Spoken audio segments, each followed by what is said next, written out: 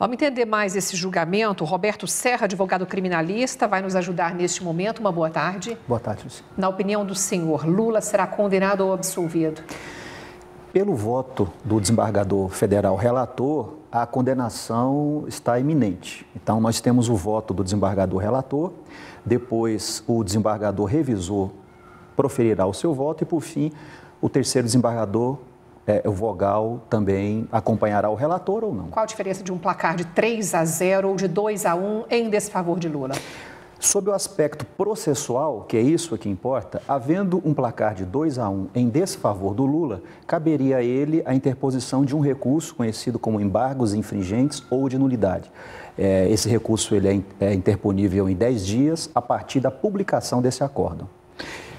Pois não, pode continuar. E uma vez interposto esse recurso, a matéria, a decisão, ela não se tornaria eficaz. Então, ainda tramitaria o recurso lá no TRF daquela região. Pois é, ele é uma decisão jurídica, obviamente, mas ele tem reflexos em muitos, né, na questão das eleições. E em cima disso, eu queria perguntar para o senhor, juridicamente, por exemplo, caso Lula seja absolvido, obviamente ele vai ser candidato. Agora, se ele for condenado, por exemplo, ele já seria imediatamente tirado da disputa eleitoral ou não?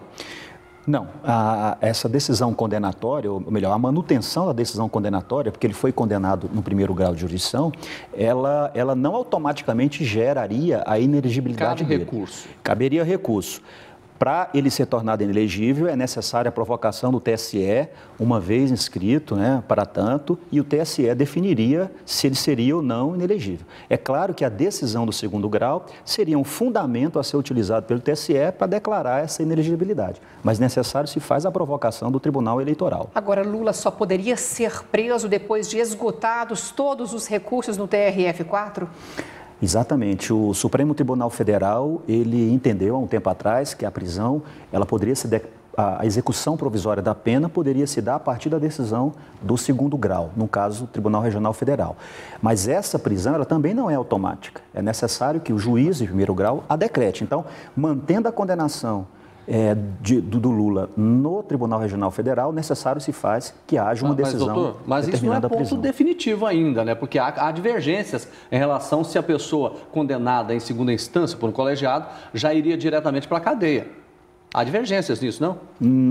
Bom, para que ele vá diretamente para a cadeia, para iniciar a execução da pena, é necessário que haja um pronunciamento judicial. Ela não é automática. Esse fato não é automático, até porque dessa decisão proferida no TRF, além dos embargos infringentes, se não for unânime a decisão, ainda cabe outra medida chamada embargos declaratórios, em 2 dias, né? Enquanto não for esgotado o julgamento no TRF, não há que se falar em prisão.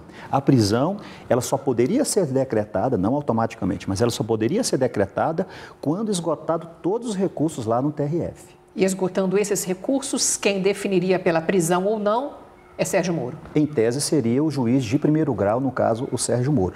O Ministério Público também fez esse pedido para que, já a partir da decisão de segundo grau, os próprios desembargadores determinem a prisão. Isso vem acontecendo em alguns tribunais. Como é que o senhor vê juridicamente, por exemplo, a posição dessas pessoas que defendem Lula, dizendo que esse julgamento é falho, é parcial, é só para evitar que Lula seja candidato? Como é que o senhor vê isso? Bom, essa manifestação ela é legítima. A matéria que está sendo julgada no TRF é uma matéria eminentemente jurídica. É claro que os desembargadores são muito preparados, inclusive. Eles estão analisando juridicamente o caso. Então, pela leitura do voto do relator até agora, ele vem fazendo uma leitura técnica da decisão de primeiro grau.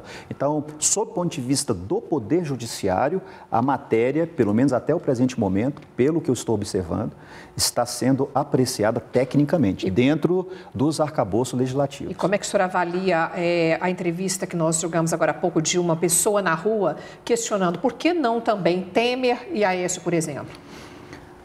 Eles devem ser processados, primeiramente, né? Eles devem submeter pelo mesmo crivo que o presidente Lula submeteu. Passar pela decisão de primeiro grau, para posteriormente galgar aos tribunais superiores uma decisão definitiva. Certamente isso vai acontecer um dia, se não já estiver acontecendo. O certo é que essa manifestação popular, ela é legítima. Aqueles que entendem que determinada pessoa deveria ser condenada é uma manifestação normal, mas depende do judiciário. Doutor Roberto Serra, advogado, obrigado ao senhor, boa tarde. Muito obrigado, Devar. Uma boa tarde. Obrigado.